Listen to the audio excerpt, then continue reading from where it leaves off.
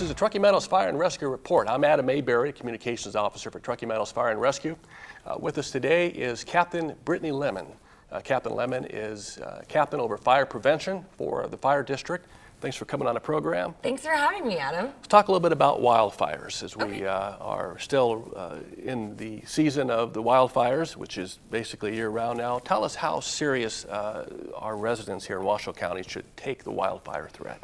So obviously living in northern Nevada, wildfires are serious. We can see outside there's smoke coming in from California, and we should always take wildfires seriously. The last couple years we have had some pretty significant fires, something we always want to be mindful of and prepared for.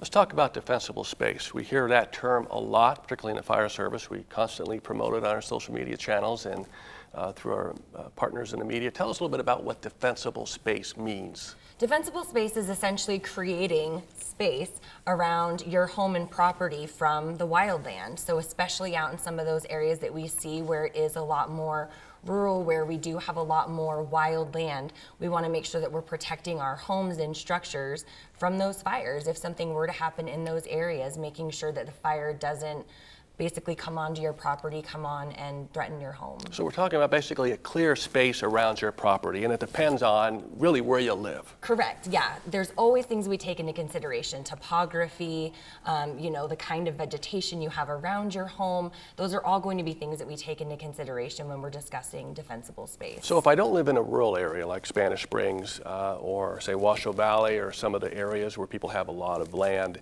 if I live in more of a suburban area, should I still be concerned about defensible space? Absolutely. We always want to make sure that we're doing our best to be good neighbors, that we're keeping up with the maintenance of our home, so getting rid of dead vegetation, limbing up trees, doing those kinds of things to make sure that we're keeping our home and our structures as safe as possible. And not only is that going to protect you, your family, and your structure, but also the firefighters that have to come and provide structure protection. Absolutely. So if we do get a wildland fire and we do have to respond to a home, those are things that we're taking into consideration. We're looking at the type of vegetation, if the home is savable, if there's enough defensible space that our crews can get in, park an apparatus, and essentially fight fire around that home.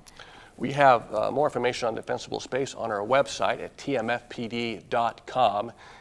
Depending on where you live, there's some information that will provide just how much defensible space you need. Let's turn to home hardening. We hear that term as well a lot. Not many of our residents are familiar with what home hardening is. Can you describe that for us? Yeah, so home hardening is basically, it's exactly what it sounds like. You want to harden your home against fire. So those are looking at things like around your home. Do you have a lot of wood around your home? Looking at the type of siding that you have, if it's time to replace the siding. Looking at the type of roofing materials, looking at the type of vents.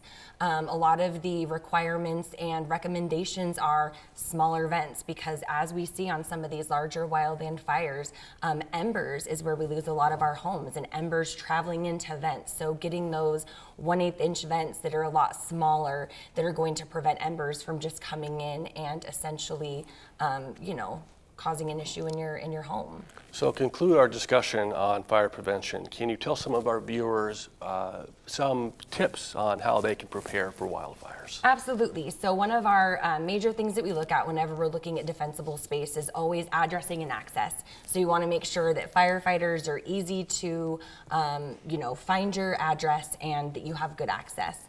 The other thing we're wanting to look at is obviously defensible space, like we've already talked about, creating that barrier essentially between the wildland and your home. And then again, hardening your home. So if it's time to replace your roofing, looking at those materials, if it's time to replace your siding, and possibly going in and making those changes on vents and things like that, just to make your home a lot safer from wildland fires should they come. Captain Lemon, thank you for coming on the program and giving us some of your time and some helpful information that hopefully will go a long way to help you prepare and be ready for wildfires. You can go to our website, tmfpd.com, click on fire prevention for more information. Thanks for tuning in.